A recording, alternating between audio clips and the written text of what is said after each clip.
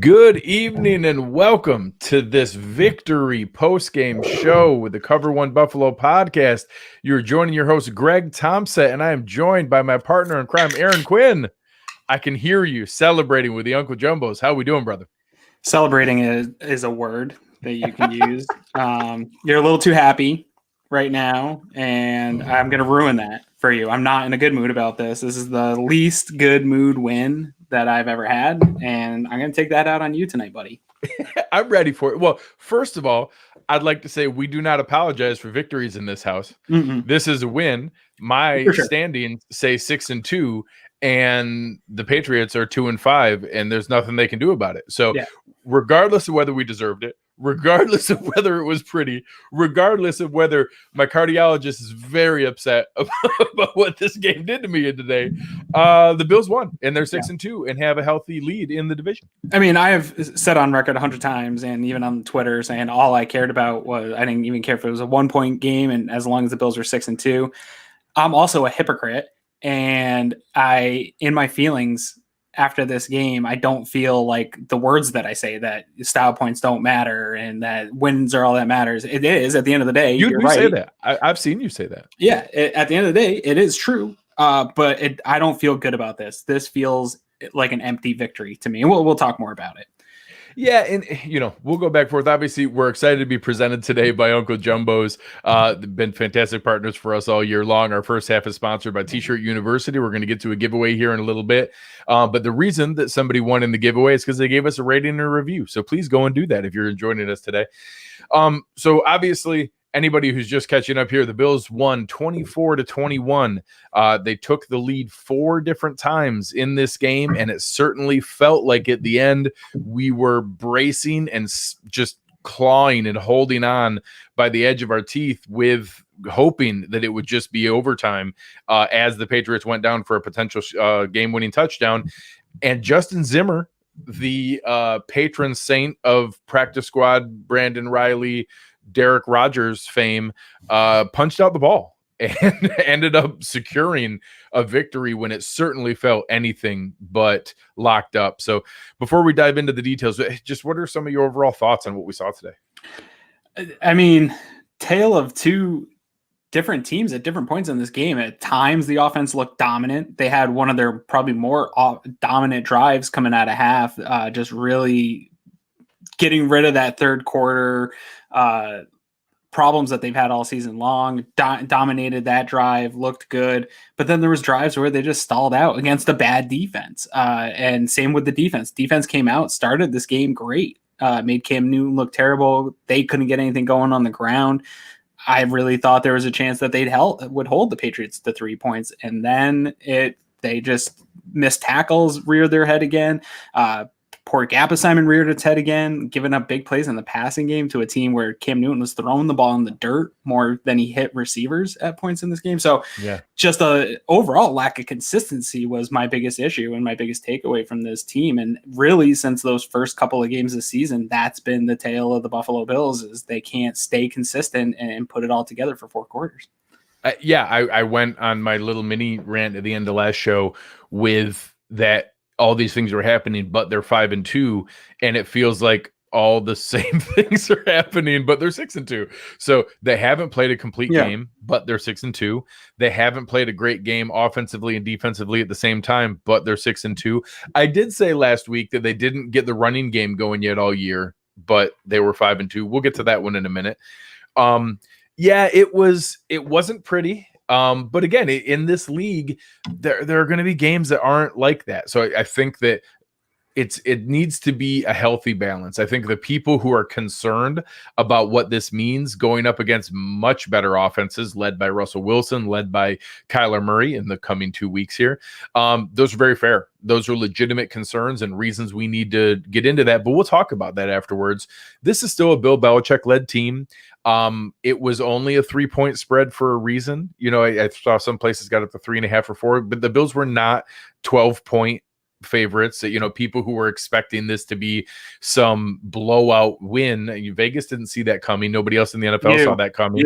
You called it a blowout win. You got me excited. I said 23-9, and honestly, when they went up 14-6, I kind of thought it was going to be like spot on. I thought it was going to be exactly 23-9 for a minute there. So it's one of those things where I would have loved for that too.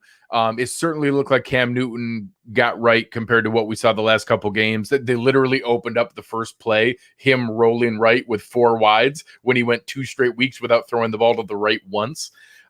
It was something.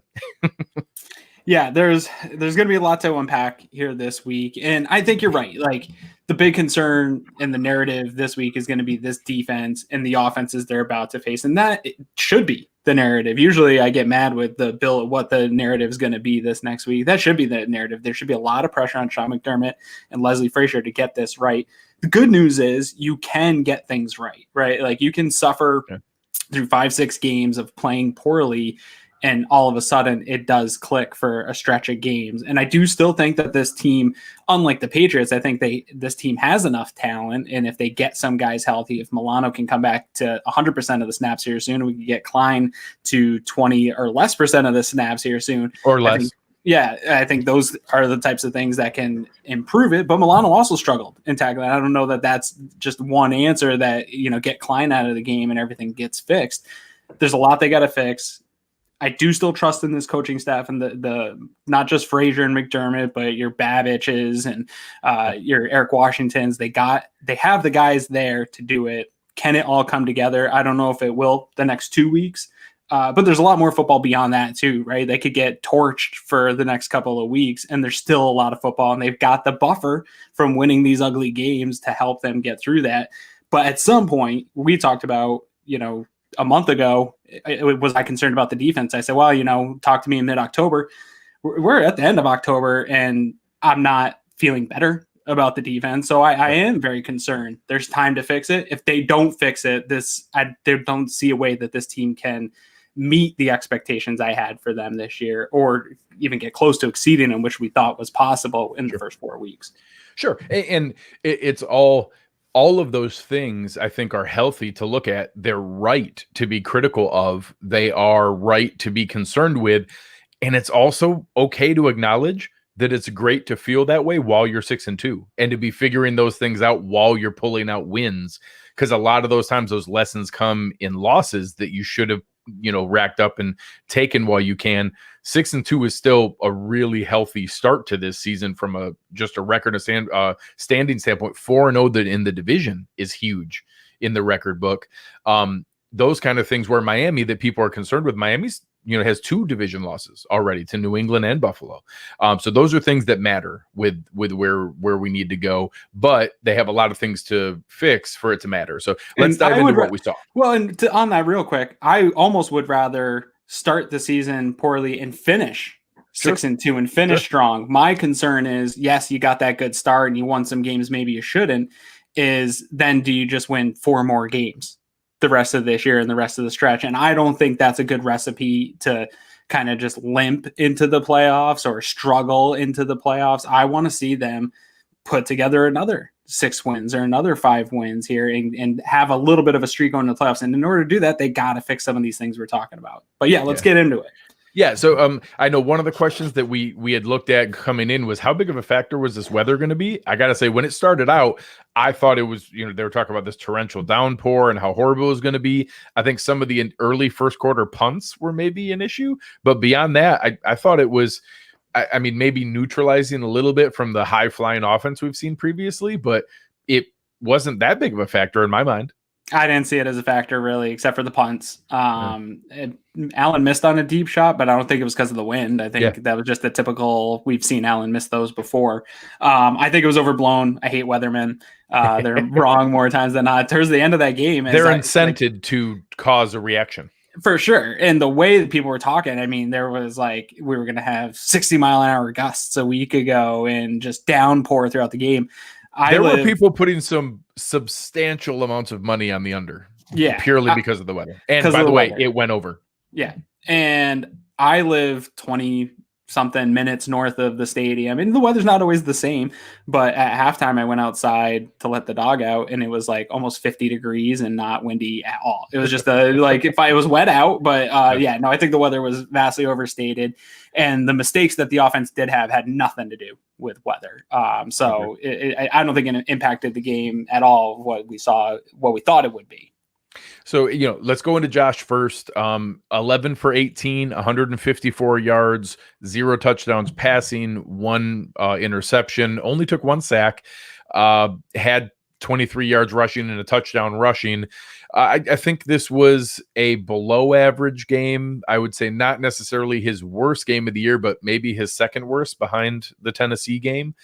He was below average, and I know you think maybe not even the best quarterback in this game.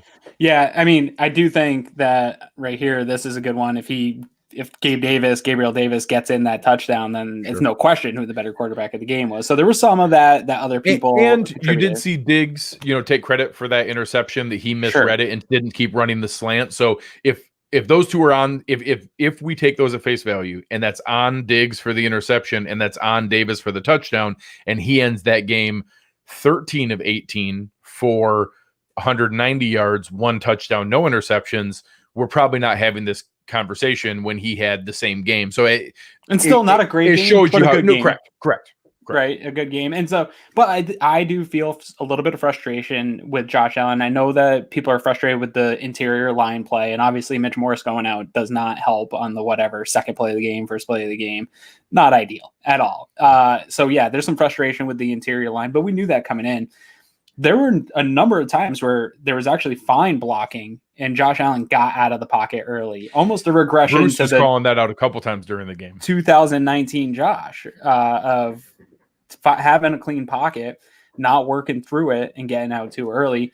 Maybe it's a lack of trust in those guys in the interior line. I don't know. Maybe it was just him kind of reverting back to a little bit who he is as a guy that wants to get out and make something happen. But that was really frustrating for me in this game. And I didn't see any of the real wow stuff from him that I wanted to see. And he talked a lot about this Patriots game, that the last one was what really righted the ship for him. And statistically, it was crazy, the difference before and after that game. Yeah. But I really thought he had this one circled on his calendar to kind of put it to Belichick and come out and get that monkey off his back. And I don't feel like he did in any way. I feel like not that Belichick got the better of him, but he definitely didn't do anything. Neutralized him at minimum. Neutralized him. And it didn't make me feel like Josh Allen can go and beat a Bill Belichick defense by himself when we need to, because it clearly wasn't. It was the run game that beat it. Correct. He had to rely heavily on the run game. So I need to see more here from Josh Allen coming up soon, because now we're at an even point where he had those first great 4 games, and now we've had a regression to, who is Josh Allen? He's definitely not an MVP candidate, and I think that we can all say that comfortably. But where is he? Who is the real Josh Allen at the end of the year? Where is he going to rank amongst quarterbacks is what I want to try to figure out in the next couple of games. So Mike asking here, do we feel like Allen should run the ball like he did early in the season? This is actually a really good example, because that's what Belichick took away. They had a spy on him all the time. He ran 10 times for 23 yards, and those were hard-earned yards. Some really good open field tackling. Josh Uche had the one that was really good when they had the pinned punt down in the end zone where they're coming out of their own end zone, where Josh, in almost any other situation, Josh jukes that guy enough for him to kind of grab on as he's going by, and Josh carries him for the 3 more yards for the first down, and Uche, took him down. So that was a really good one. And I will say, I think that there's a correlation between that spy paying attention to Josh and how much the running game got open, that maybe they weren't able to do both. So let's kind of pivot over to that.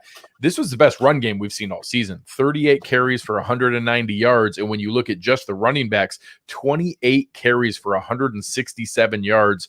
Devin Singletary and Zach Moss averaged 6 yards a carry with 2 touchdowns, with no crazy long runs. All of those hard-earned runs, a ton of 6, 7, 8 yard runs over and over and over again. That was really encouraging when the Patriots have had okay defense and some guys that had been able to hold up in that capacity. This was encouraging to see them really pound it to them as a couple other teams had done. Yeah, and Moss had the 121-yard run, which I think that's the longest run of the year. It is the Bills. It's got to be. I unless don't remember. Josh had a scramble. Yeah, I don't remember putting any runs in toxic differential. So we just got over the hump there and got a toxic differential run. I love the way Moss was running. It took Singletary a little while to get going in that game. It seemed like he was kind of maybe a little bit better than he has been. But once he got going, you saw the vision and his ability to kind of get around an edge, things like that. But even some of the shorter runs Moss had, it runs like a grown man. Like you just don't take him down with one guy. He's always going forward. He's exactly what we wanted Frank Gore to be. Yes. And he does the thing that Gore did. He does have a piece of that. I was talking about on Twitter about how he gets small. Like he's actually really good at making himself compact and squeezing by a gap but still not losing power. And he's still able to go forward. And I don't know that he got knocked backwards once the whole game. The kid, even when he gets stood up, he still finds a way to shift momentum and go back forward. I was impressed with him today. And he's more than power runner too, because I know Bradley Gallagher posted the spin move of his and it went for no gain. But that was a super athletic move for a guy that you think of more as a power back. And I was worried watching his college tape that he presented some athleticism in college, but I was worried that it wouldn't present the same way in the NFL. And I think it has. He got out on the edge a number of times. And when he did get an open field, he had plenty of burst that you need for an NFL running back. So I was encouraged by that. And they did all this with kind of a smorgasbord of interior line without Morse and, some of the rotation there that we'll talk about. So good on them. I can't wait to get back and watch this run game and see how those offensive line held up. But I think a lot of it was probably the running backs, maybe a little bit more than the offensive line in a lot of those situations, kind of making the best out of what they were presented.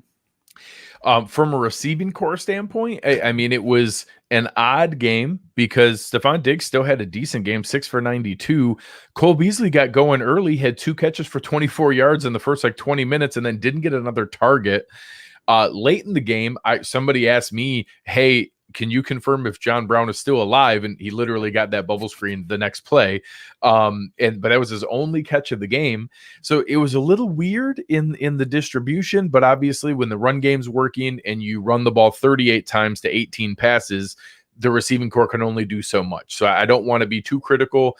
I don't know that did anything wrong outside of the Davis drop that we already covered and the Stephon Diggs miscommunication for the interception. I don't know that it was a matter of them not getting open. I know I got some questions about, we'll have to see when we get the film. We can't see what was happening after Josh, like you touched on, would miss that first read and then would pull it down and leave the pocket. Is it because he panicked or is it because nobody was getting open? And I will say that hasn't been a frequent occurrence this year. We have guys who have great footwork, great route running, usually get open. So I'm curious to see that when we break down on the film, to be able to see what we can find as far as what was causing that. Yeah, I'm going to guess that a number of times guys did get open. We've seen over the last couple of weeks Josh missing some open stuff. I know Eric and Nate broke that down 2 weeks ago now in the film room of some of the missed opportunities that he had. I have no strong complaints though about the receiving core this game. We didn't see the drops. We didn't see stuff like bouncing off guys' hands. I want to see maybe Daboll and Allen make more of a kind of a concerted effort to get Beasley going sooner. I thought they would. He got going. He got that one catch early on that first drive. I thought they were going to really work and get him going early. The offense just moves differently when he's getting more volume of touches. He's a guy that just keeps the chains moving. And I think teams are really trying to take Diggs away. And we're seeing it more and more each week that they're having a little bit better ability to do that. If that's going to happen, man, Beasley can beat man, he can beat zone. You got to find ways to get him the ball in space and keep those chains moving.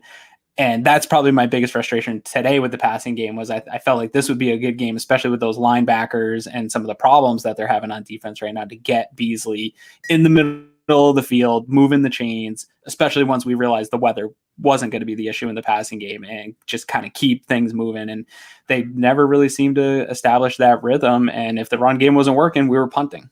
Yeah. Switching over to the offensive line, obviously really concerned about Mitch Morse. He had been playing at an elite level.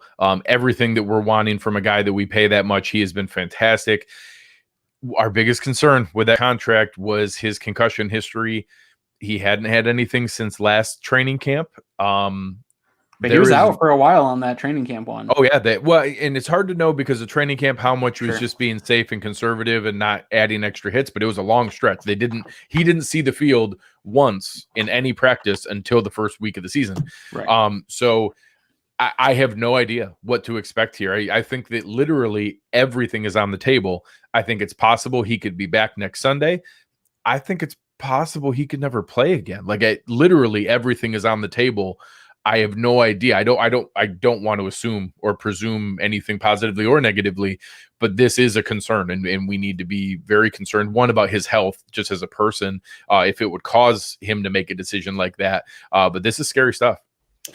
Yeah, and when you have intelligent people, which he is, Yes. towards the end of their career, when you have had multiple concussions, I do think, I'm not going to speculate that it'll be his last game with the Bills, Sure. but I do think, and I'm not saying that's likely or that I'm predicting that, but that is. But I think within people the realm of possibility. I think people draw that, but I do think at the end of the year here, say he comes back and makes it through, I think that a concussion like this makes you think in the offseason, like, how many more is a guy like that willing to take? I do think he comes back. It didn't look like anything major, but you don't know once those guys get more. As you get more, it can be harder on a guy to recover from them. It can affect you in a different way. So my thoughts go out to Mitch Morse. Absolutely. That's not a fun thing to deal with. If anybody's had a concussion, they're no fun at all. So hopefully that's something that he recovers from quickly and doesn't feel any bad effects from and can get back, because this team really does need him. I do like Feliciano as a backup. I think that it's a good situation to have him back. This is couldn't line up better to have Morse go out and have Feliciano come back. Yeah. But it's still not ideal, right? And that seems to be kind of the issue right now is you had the weird thing go on with Spain, and then you get Feliciano back, and then now Morse goes out. It's almost like you just can't get it all together. We had Norman out, and then then he was coming back, and then Levi went out, and then now Levi goes back, and now Mike is out, and then Norman goes back out as Levi comes back. We just can't get everybody on the field all at once. So switching away from the personal side of Morris, from a football side, I know that I was a little thrown when Bates was the first guy on the field, because I knew Feliciano was the backup center. So I don't know if that was just in the moment. Feliciano hadn't done a practice snap yet, so they needed somebody on the field who they could make sure had done a practice snap on the sideline. So they went that route. Maybe mid-drive. They didn't want to mid-drive. I don't know. I'm not sure. They went down and scored a touchdown. So it seemed okay. And it seemed like it was moving. Like, hey, we might have something here. Bates looked all right. I was watching him closely on that drive. So the next drive, they switched back to what we expected with Feliciano at center. And honestly, the fact that Bates was the first guy in, I kind of wondered if we would see him at guard. But instead, they went back to Botger. Now, we'll talk about him in a second. On that drive, he got blown up. And the Bills didn't score. And he looked bad. So everybody went nuts on Twitter. I want to just temper everybody who's listening here. The rest of the game, Ike Bacher was okay. He actually had a couple crushing blocks in the run game and was the reason that they scored. He had a nice second half. And looked good. So I want to temper everybody that I watched the same stuff you did, but I think some people saw that narrative starting on Twitter and then chimed in that, oh, he must be trash all the time. Ike Bacher had a good second half of this game and looked good the rest of the time after that first drive. So I'm curious what we'll see. Obviously, a lot of that depends on what we get out of it. I don't think it was Deion Dawkins' best game of the year. I thought Darrell Williams looked solid again, and Brian Winters is a replacement level or below replacement level guard that we're just waiting until Cody Ford gets back. Which I don't know if that's good Lord. We need this offensive line to get right as soon as possible. Yeah, in an ideal world, I think in the next few weeks, it's got to be back to Morse at center, Feliciano and Ford. And while I'm not sold on Ford, and I think that he's got his own issues too, I've said it about Winters, but I feel it probably stronger about Ford, is if that's the weakest link, we can work with that, I think, and hide it versus having weak links on both sides of the center. I think that's just a much more difficult task to hide that stuff. Luckily, I think with Lawrence Guy going out in this game, that helped quite a bit for that interior line. And there's just not the linebackers right now in the Patriots. So I think if you're going to have a tough interior of your offensive line, this is the game to have that kind of in and out going. But to the Botker thing, I think one thing people have to keep in mind is Botker was playing at guard all week as part of the game plan for this game and in preparing for it. And I don't think that you just make a rash decision that, hey, Bates had a good 3-4 reps at center and it was good. And I don't think that that always translates to coaches to say, hey, let's scrap the game plan for the week and the guy that we had set and felt comfortable with going into this week, because they didn't feel comfortable with Ryan Bates being the guard in the game plan this week, right? He was the backup for a reason. Whether or not you agree with the coaches or not, I'm just saying, I think the thinking is, hey, this was our guy going into the week. We're going to go back to him as the backup for Feliciano in this situation because that's what we planned on, and he was part of that game plan. And I think that's what you do in that situation. And maybe this game with the tape that Bates put in that first drive gets him some more looks and can get him upper. I'm curious of that, on the depth chart, but that isn't during the game. That's something that happens post game, and we'll see if that comes to fruition going forward. Yeah, I don't think it's off the table that we see a line of Feliciano back at guard, Bates at center next game against Seattle. I don't know if I think it's likely, but I think that it's absolutely on the table. And like you said, that's something you game plan for and prepare, because Bates is not prepared to make all the line calls. He's not prepared to have the nuance with Josh that they've obviously worked on with Feliciano. So there's things that come into play there that I'd like to be able to check out, but he showed enough in those few snaps that I'm open to it to see where it goes. Sure. Before we flip to the other side of the ball, want to share our gift card winner. If you want to win a gift card from our sponsor, T-Shirt University, go and find us, give us a rating, give us a review, give us a like, give us a mention wherever you're listening to us. You can do a rating on iTunes. You can do a rating on Google Play. You can do a rating on Spreaker, Stitcher, iHeartRadio, Spotify, anywhere that you're listening to us. Give us a rating or review. It's how other people find out about us. Our winner for this week is R. McLean 456. R. McLean 456. Reach out to us, help us out, figure out where to send it to you. Dave's been taking care of these people when they go in there. I just saw the winner, the one that G-Funk Jimmy picked out last week is fantastic. Make sure you guys are going to check them out. It's definitely worthwhile. Yeah. Now, on to this defense. It was, some reasonably encouraging signs early. I thought they had a moment where it was going to be all right, and that it was, maybe a little more bend but don't break than what I cared for. And I was like, all right, it's going to, they're going to keep them controlled. They're going to keep them in check. And then we're going to come out and be able to take control of this game. And honestly, 6 points at the half wasn't perfect, but 6 points. They come out and get the touchdown, and then they cause the punt. And you're talking about having the ball back at that point, up 14-6 into the third quarter after we had just scored a touchdown. I thought we were going to put it away. I thought that was going to be it. Their offense wasn't going to get it moving. From that point on, for the last quarter and a half, to know that we gave up 2 more touchdowns and a 2-point conversion to an offense that was really struggling, it was just disappointing to see the defensive line either over pursuing or getting gashed again, or I know Justin Zimmer is our patron saint and punched the ball out at the end. He was getting blown off the ball a fair amount in the run game right alongside Harrison Phillips. I just still have concerns with teams that can run the ball, that they certainly can do it against us. Yeah, there's a lot of concerns on this defense. Although we started this game and I felt some of the concerns I had in the pregame, and my Twitter was not kind to me about my prediction for this game. Sure. But I think the second half showed some of those concerns that I had and why I picked the Patriots. But to start this game, I felt like what an idiot I was. The defense totally shut me up and stuffed the run. They had 5 drives in the first half and punted on 3 of them. Something like that. up until that final drive. That they got the kind of scramble drill at the end there. In the first half, they had like 79 yards total. Yeah.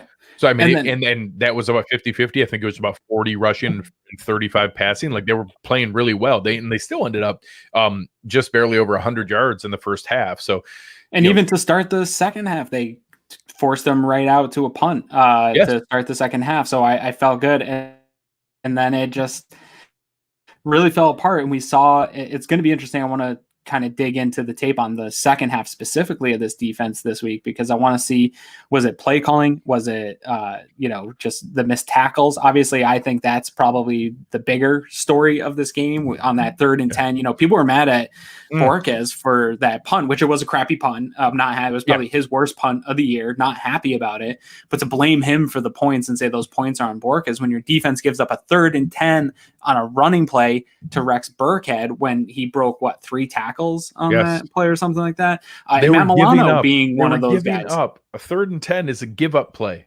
Yes.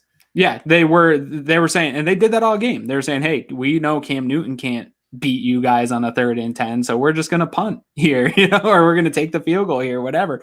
And they gave up and they got it. And the defense blew that, not Borges. And to have your defense rear its head with these tackling issues over and over again, this is the major Achilles heel. People are frustrated with Leslie Frazier and they want to call him out for it, but he can't get out there and tackle for these guys. And some of it's Klein for sure, and he definitely deserves his fair share of blame. But you had Milano out there miss. I saw him miss 3 or 4 tackles on limited snaps too.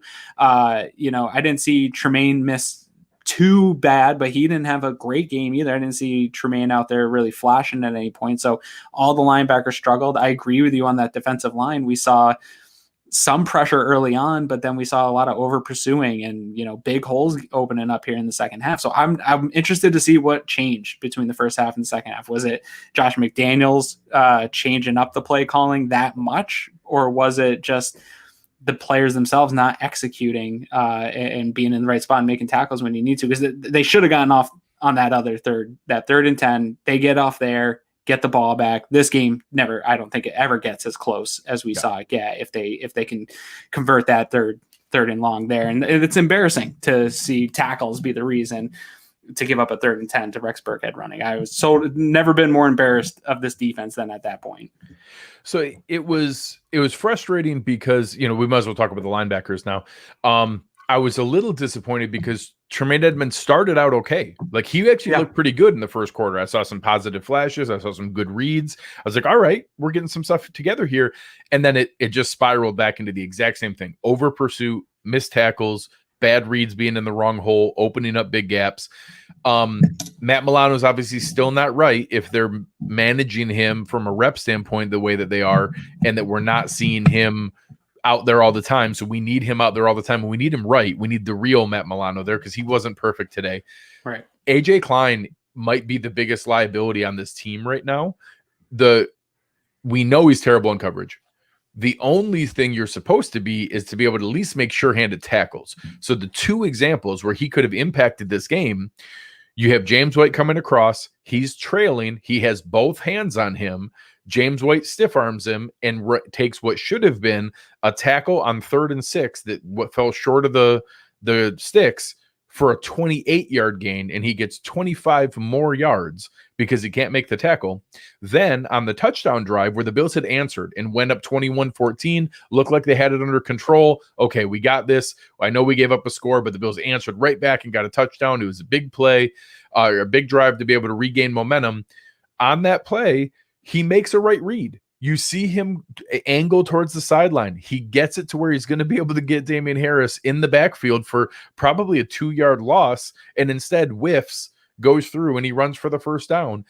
You have hands on players. We know you're not going to be explosive. We know you're not going to be quick and be able to make great reads, but you're at least supposed to be a veteran who can make sound tackles when you get your hands on defenders. If you can't do that, why are you on the field? I genuinely don't know now. I'm frustrated. In that last drive, I tweeted out saying, this is the drive of the year for this defense. And I don't care what's going on with Milano in that moment. Granted, he wasn't having his best game either, but I don't care what's going on with Milano. Milano's out there 100% of the snaps. The reason Klein's out there is because Milano's injury, right? Played 20% of the snaps a year ago, 25% as a linebacker. He played plenty more as a defensive lineman. Sure. Linebacker in that linebacker role, I think. So we're not playing 3 linebackers very often. So I think Klein going into the season was only supposed to be out there that 20% or less. And I think you can hide some of his deficiencies in that role. And again, it's not ideal. You want somebody better, but Zoe retired and there was really no better option for the Bills for that few of snaps. I know people want big names at that third linebacker position, but you're not going to bring in a big name to play 20% of snaps or less. So Milano's got to get healthy, and I think that gets Klein here off the field. The thing that frustrated me the most, second most with Klein, obviously, from those two tackles you mentioned, was every single time I saw this guy blitz, there was a couple times where a running back just took him on, and he got stuck on running back. And that just basically eliminates a guy from the play, right? Like if you're bringing extra guys and sending a blitz, you have to have somebody free up and create some havoc. It doesn't have to be that linebacker, but somebody's got to free up, and he just gets stuck on blocks on a blitz. It doesn't even push guys back. Like it just is stuck. He doesn't go anywhere. And that's super frustrating. And so at least with Milano's tackling issues, you're not going to see him just run up to the line and get stuck on blitzes. He's going to make a move. He's going to put a pass rush move together. And that's what Zoe did a really good job with too, was having some type of move in his arsenal. So yeah, I am with fans. I don't want to see Klein on the field anymore. There is no better. I know people said put in Andre Smith. Andre Smith, the guy who was brought up today. It was announced, it's official. I think we're signing Darren Lee. None of those guys are the answer. Now, not for the problems that we're seeing with Klein. Right. They might be less bad than Klein. I'm open to the fact that they're better athletes and might be in better position. They're not good. They're not all of a sudden going to fix this. Maybe they're slightly less bad than Klein. They're not fixing anything. Yeah, no, there's no good answers for that, in my opinion, right now, except for Milano getting back healthy. Getting healthy and on the field every play. That is the only answer we have. Better off just going nickel all the time. I know you joke about Taron and Klein, but I would take Taron Johnson as a linebacker over Klein. Taron's a good run defender. He doesn't get stiff-armed in that way. You're right. If he makes that read going to the sideline, or if he's trailing James White, he's not going to be so slow that James White's able to stiff arm him. You're right. He probably would be just a straight up better linebacker. Darn it, I lost the comment. Somebody told us that Luke Kuechly's coming back, and I know that's wrong, but I want it to be right. I'm pretty sure he's comfortably in an office job in the Panthers front office. But if he started working out, I'd sign him tomorrow. I'm totally in. I put Dan Morgan out there at this point. Yeah, seriously. No, Dan Morgan looks good. He still works out. I think he's got it. Yeah. In the secondary, this was probably Jordan Poyer's best game. Yeah, he was all over the place. Jordan Poyer was everywhere. He got home on blitzes. He was making run fits. He did not miss tackles. Guys didn't get behind him. One of the only guys. He gave up nothing deep in a game where he didn't have his partner in crime, when he didn't have Micah Hyde. This was Jordan Poyer's best game of the year. He had gotten his big extension before this year, and then he had played okay. He hadn't played great up until this point. He had flashes, but he also had some misses. He was great today. He kept us in this game in several spots. I'll say Dean Marlowe was all right in defensive or in coverage for Micah Hyde. He had a nasty missed tackle, and I think that maybe had two of them because Cam shook him pretty bad on the one run as well. So he was okay, but I don't think he was the biggest problem here. I think he was a net positive compared to the problems with the linebackers and defensive line. And then the coverage guys, people were getting mad that we were giving up catches in front of people and then coming up and tackling, like Taron Johnson and Levi Wallace. I don't know that I remember them going to Trey at all. That's what our defense does is we keep people in front of us and we make tackles. Nobody got over us deep.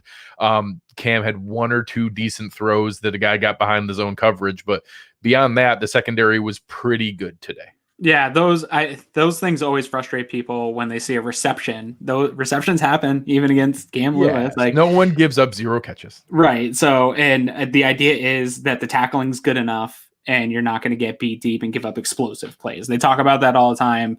Both Leslie Frazier and Sean McDermott are proponents of not giving up explosive plays, and we didn't. I don't think we ever saw guys get behind the secondary. So I think overall did their job. Definitely the best unit of the day on the defensive side of the ball. Yeah. Trey got in a number of times in the run game with some nasty tackling, showing off that dog. Yeah, he stuck his nose in there a couple times. Yeah, I think people think of him as just that kind of typical lockdown corner, but he's got some nasty in him, and he can tackle and come up and play in that role a little bit. We saw that, and that was needed really from the cornerbacks today, was solid tackling, right? You knew you were going to have some running backs get out a little bit. Having a guy like Poyer back there that was really didn't allow too much to get past him in this game. Maybe that one touchdown drive where they kind of had the missed tackles in that 3rd and 10, things got by everybody. But yeah, I agree with you. I think it was definitely Poyer's best game of the year. And that's what you expect out of the players where you give them a big extension. He is a team captain, is when Micah Hyde goes down, you take it to that next level. You make up for that loss on the defense. And so that's exactly what I wanted to see from him. So good. I hope he continues that when Hyde comes back, because what made this defense tick was safety play. And they have been fine, but they are not the dominant safety tandem that we've seen the last 2 years here in Buffalo. And I think if they could get back to that, that would take away a lot of the problems, especially in the passing game that we've seen where the teams are able to move the ball. So hopefully this is a game for Poyer to build on. Yeah, and as Joachim here is asking about what the toxic differential was, I think we had it 4-4. Yes, I got to go back because you did say Harris had a 22-yard run. I couldn't find it, so I'll have to go back and find it. But either way, it was right there. It was close. Yeah, and it's something where I think that's indicative of the kind of game it was, where you were right there. Either way, either team could have won this game. The Bills won, but they certainly barely. I think that you can make a fair argument that these. And the last play was the toxic play. This is seriously. They were down 4-3, and the last play was the punch out, and that is about as good of an example as you can get. That without that play, they might not win that game, or at best they're praying in overtime that they're able to hold on. So that's as good of an indicator as you're going to get for toxic differential. Absolutely. As we switch over here, let's start with our friends over at Uncle Jumbo's. And I think that it's something that we want to talk about is maybe doesn't get a ton of attention, but in a game that ended up as close as it was, I'll set the stage and I'll let you give the play here, but the Bills had just given up a touchdown. They had just allowed them to tie the game.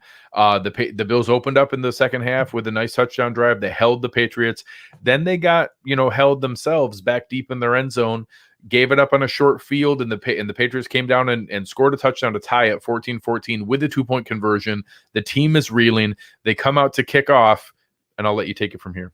Well, I was opening a Reese's peanut butter cup that I stole from my kid's Halloween jar, and I was just kind of laying back because you just kickoffs. I mean, Andre Roberts has been great, but like kickoffs are just kind of like a pedestrian part. And yeah, exactly. Tyler Makovich it was a surprise outside kick. And he was the only Bill who had his eyes forward. Everyone else had turned around and was going back to block like you do every other kickoff. Yeah, and it would have worked. How many times do you see that? Kind of just in the third quarter, one thing I think people thought Bill Belichick's tanking. He doesn't want to win. And I saw that as he saw an opportunity to try to take advantage, get that ball back and win the game for his team. I don't think he's not tanking. The team just doesn't have the talent and heads up play, super responsible play. I think it's one of the reasons people get frustrated that these guys don't play additional snaps.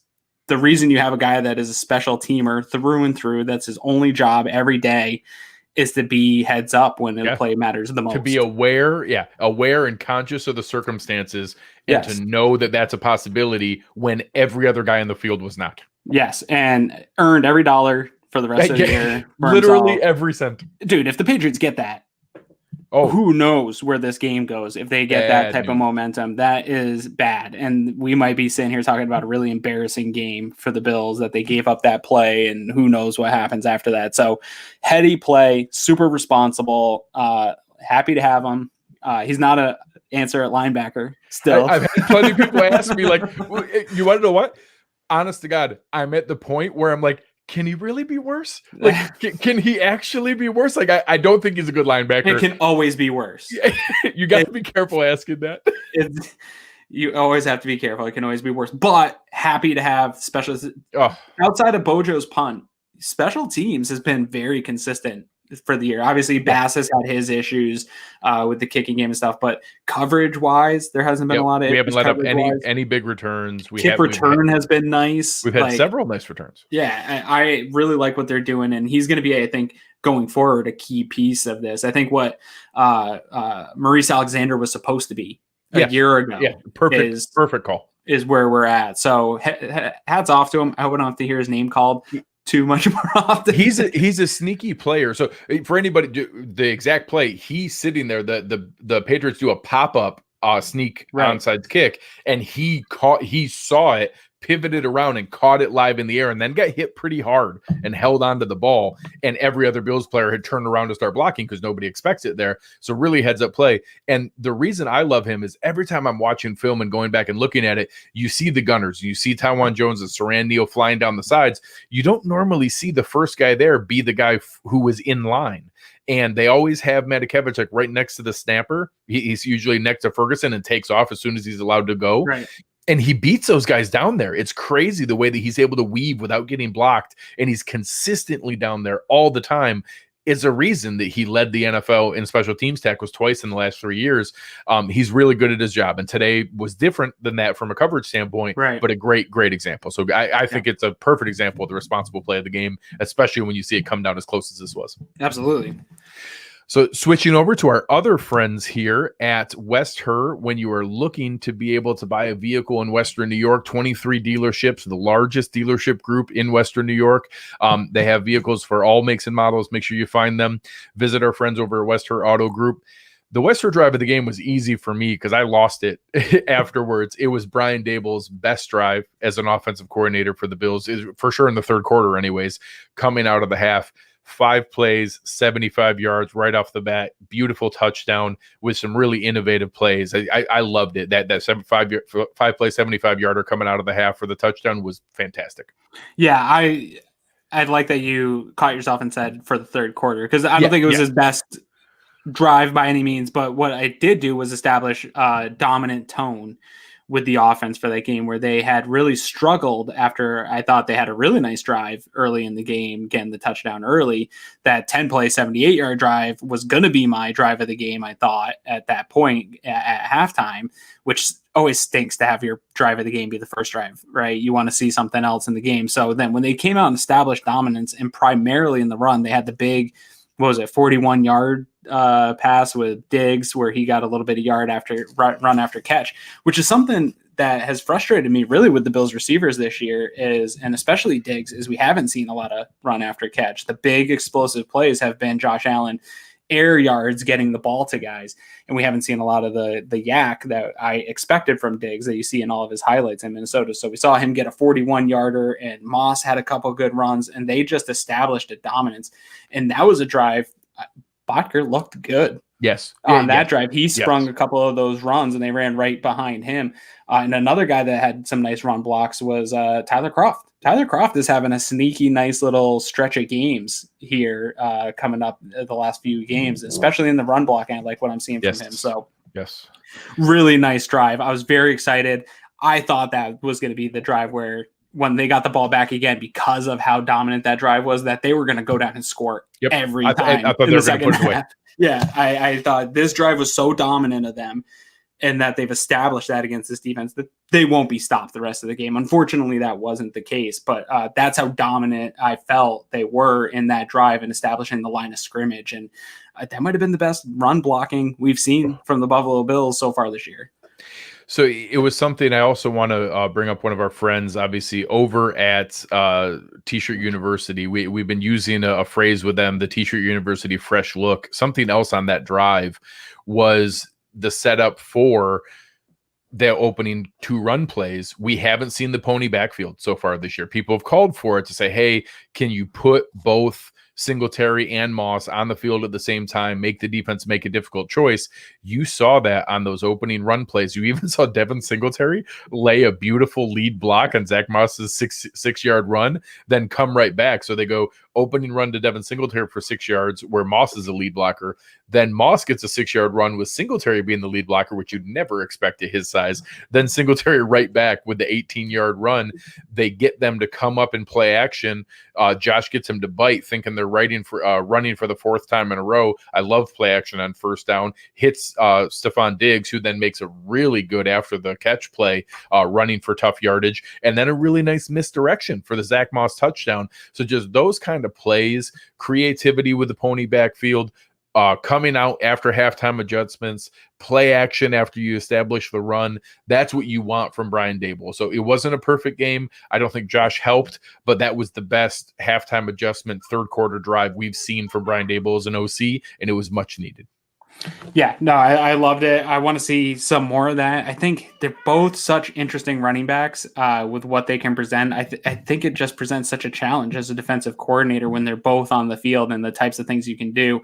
And I think in the passing game is where I really want to see some of that pony look with both of them. And you can do some of those fake screen to Singletary, screen to Moss type of thing, and that puts such a stress on the defensive coordinator, and that's really what we need because their teams are taking away the deep ball, right? Like that is the book right now on Josh Allen is if we put the safety held back there and we take away that deep ball and make him kind of dink and dunk, he's not going to drop 30 on us, right? Like that's just been right. The evidence is there. He's not going to put up 30. But if you can create some of these ways to stress defense in the short game with Beasley and some of these screens to these guys, I think that could be good stuff for him. But I'm not ever going to pretend that I'm smarter than Brian Daboll. But if he was listening to this, I would like to see more of that, sir. Yeah.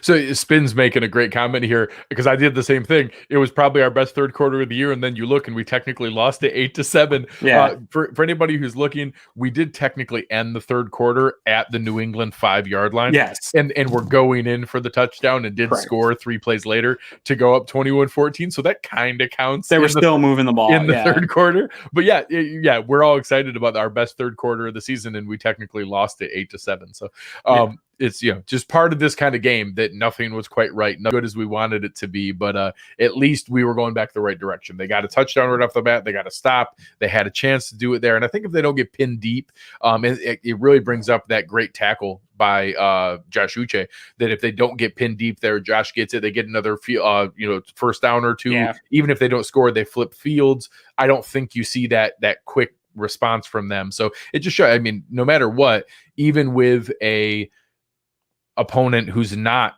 in their best position or as strong as they normally are, anybody is still dangerous now, and you can't let those little plays add up in their favor, and they made quite a few of the little plays today. Yeah, and we talk about it a lot on this show, right? It's 4 to 6 plays make all the difference in the outcome of the game between being a blowout and being a close game or being a game that you drop. So, and division games are wacky every single time. It doesn't matter what the records are, who is being dressed up and put out on the field. Division games are always going to be a little bit wonky. Bill Belichick talked about that quite a bit this week, that they know the Bills really well. Like, if anything, that's an advantage. You have all these players missing, but the teams know each other really well. So you're not going to see too many totally wild blowout games. You're going to see games that people play to a tighter level, and anything can happen in these division games. Luckily, the Bills get kind of lucky and win a game they don't deserve in the division and bury the Patriots. I think the Patriots season is really, that's it. This was we talked about it with Evan. Both teams, this was a pivotal game. They're now 2 games back from the Dolphins and 3.5 games back from the Bills. That I think that's too deep of a hole. I don't think they can get out of it. No, I had made the hot take that the game in Gillette was going to be the game of the year for the Bills. I think that game is going to possibly be Bills don't dress their starters because the playoffs are locked up and we might still beat them in a scenario like that. I think their seasons, they're going to have a tough time. Could easily be a Jarrett Stidham game by that time. Yeah, exactly. I think their season's done for here. And the Bills still have some life, even with all these issues that we're talking about. And I want to thank you for helping me to get through this victory and some of the frustrations I had, because there is still a lot of positive things that we can take away from this game. And there's still so much to fix. You nailed it in the beginning of this, that there's a lot to fix, and there's still 6-win football team at this point. Yeah. And I do think they can fix some of it. I think the roster's got flaws. We're going to have some injuries. There's going to be things that don't get fixed, but I think they can fix enough of it to still maybe not meet the expectations I had of a 12-4 playoff win team. They're still a playoff team. There's got to be like an 88% chance or something at this point. 6-2 with our lead in the division. And just for an FYI, some of the other losses here today, Tennessee lost to Cincinnati, Cleveland lost to Las Vegas. There were some other losses today that really mattered in the AFC. Sunday, man. So yeah, Cincinnati took it to Tennessee. Like they were up by a lot. They won. Could you imagine that they won 31-20, and I think it was worse than that. It's so weird. The NFL is a week-to-week The league. NFL's That's crazy. so crazy. So what Jason's saying here, everybody's talking about how hard the Bills' schedule is. Just remember, the Patriots have that same schedule, but the number one team in each division. They had to play the Chiefs instead of the Broncos. They had to play the Ravens instead of the Steelers. Like that, they have all kinds of other difficulties of what's going on there. So it's going to be interesting how that comes together. Yeah. And the Bills, they do have a hard schedule, but they've gotten themselves to 6-2, which gives them a little buffer, right? You can, I don't want to see it happen, but you can drop these next two or split these next two, and your season's not derailed. They lose to New England here and then drop 2 more. Yeah. We're talking about a possible 8-8 team, 9-win team, and that might not be good enough. So instead, they've got that 6 wins. Now they just got to find some spots and beat the teams again. They beat the teams you should, maybe win a game you shouldn't. And we're right back to where we started. Well, we have a second here. Let's take a look at the schedule coming up here. So they play again at home next week with the Seahawks. I don't mind that the Seahawks are coming across the country and playing an early game. And their defense isn't good. And they have a terrible defense, but they have an amazing offense. So hopefully we see some fun weather and some good shootout stuff. And Milano back. Oh, God, please. Then we go Cardinals, Chargers, 49ers, Steelers. Those 5 games, Seahawks, Cardinals, Chargers, 49ers, Steelers. Let's say we only go 2-3 in that 5-game stretch, which I think is feasible. I think 2-3 is a very realistic possibility. If 1-4 is probably not off the table. So let's say we go 2-3. You're still talking about 8-5. If we go into 8-5 and that last stretch is Broncos, Patriots, Dolphins, I feel pretty good. Yeah. They're going to be in good shape. They're going to win 10, 11 games. They're going to be able to lock up the division. That's we need to make sure that they don't crumble. They need to beat some of those teams. I think that there are teams with units better than ours, but the Cardinals defense isn't good. The Chargers defense isn't good. The 49ers look amazing some weeks and horrible the next week. So it's hard to know which team you're getting. The Steelers are obviously 7-0 and look pretty fantastic right now. So that's going to be an interesting game at home on Sunday Night Football. But being able to take a look at what they have in front of them here, that's the reason it's so critical to stack wins when you need to. And 6-2 is still 6-2.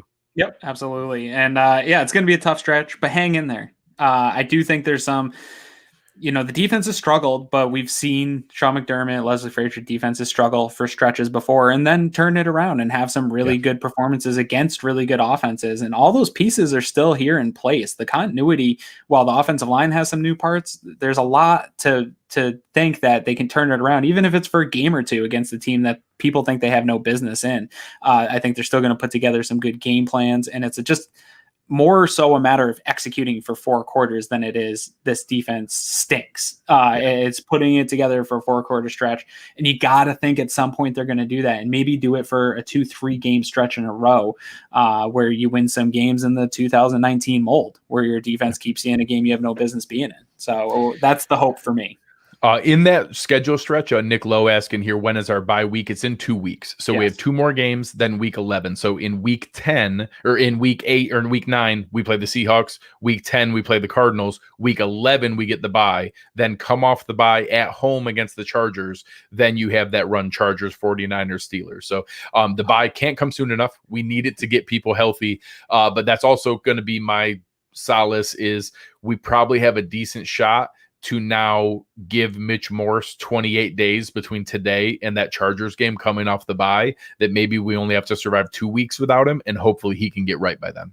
I'm going to put you on the spot here because the bye is obviously a big week, but trade deadline here is a big one. Ooh. And I know that you've tossed out a different so many names, lots of names of guys, but you're I don't know anyone that puts totally weird percentages on things. So I'm going to put you on the spot here to give me Greg Tompsett's percentage that the Bills make a move here by what? Tuesday? Election Tuesday. Yeah, Tuesday, 4:00. Yeah. There's a big thing happening on Tuesday in our country, and it's the trade deadline. I'm going to put it that Brandon Beane makes a trade at 37.3%.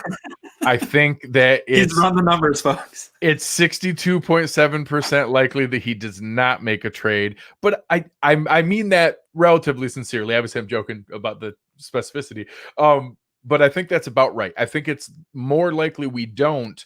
I don't think it's like 90-10. I don't think it's like a 2% chance or something that we don't make a trade. I think that he's making phone calls. He sees what we see. He knows there's gaps. I know there's some names you like Dalvin Tomlinson or Tim Settle, one techs on rookie contracts. That's my thing. Give me a one tech. Give Harrison Phillips a little bit of a breather, to rehab a little bit more and get himself right. I'm totally good with that, to be able to take a run there. I know I think somebody here, Magic Catfish, throwing out Miles Jack for a 3. That would be magic. We might need to catfish the GM of of the Jaguars to be able to get that. But sure, sign me up for that. I know a lot of people threw out there Ryan Kerrigan. Chris Katridis is our man over there with Uncle Jumbo's. Appreciate you watching the show tonight. Ryan Kerrigan is on the block with Washington, but he's expensive. So he had an $11.5 million contract. He's got about $5.75 million left for the rest of this year, 5.25 depending on when the deal happens. You would have to have somebody else included. They would basically have to say, hey, Washington, we'll trade you. Yeah, you have to take Trent Murphy and a 5th-round pick to give us Ryan Kerrigan. And if they did, sure. I think Ryan Kerrigan's an upgrade over Trent Murphy, and if they got that, I'd be fine with it. But that's the only way we could do a trade like that, or any name beyond the rookie contract guys, is if they were to take a player back, and then you're probably paying extra in draft capital to get them to take that. So then you're paying for the player, plus you're paying them to take on something in a contract. So again, it gets complicated. If we can find a linebacker or a defensive a one tech D tackle, either one of those two, or I guess honestly a guard. I would probably say any of those 3 are within play. Slot cornerback. You can always use cornerbacks. I know the Chargers sat Desmond King as a healthy scratch. I don't know that you can read into that in any other way. I did. I read into it other than he's on the block and going to be moved. I mean, there's no other way to read that. Right. So I will say, with what we've seen from Dane Jackson, Cam Lewis, the return of Levi Wallace, Taron's been good for a couple weeks. Yeah, Taron has bounced back a bit. I don't think it's our biggest need, but if you can give me Desmond King and you could give me an all-pro level nickelback, sure. Obviously I'm going to take that. I'm a little nervous about what it would cost. You're probably talking a 3rd-round pick. So we'll see where that goes. We're a little limited. We don't have a 4th-round pick because of the Stephon Diggs trade. We have an extra 5th-round pick. Right. That 4th-round pick is probably what they'd want to move for a Desmond King level player, and it's not going to happen. So then if the Chargers want better than that, you're talking about a 3rd, and it gets expensive. So I'm going to be hoping for a trade. I want a trade. I think we can use an injection of talent at 2 or 3 or 4 spots. I don't know that I expect to have one, but I'll cross my fingers like everybody else. Awesome. All right, guys. Thank you for checking us out. Thank you to our sponsors at Uncle Jumbo's, West Her, T-Shirt University.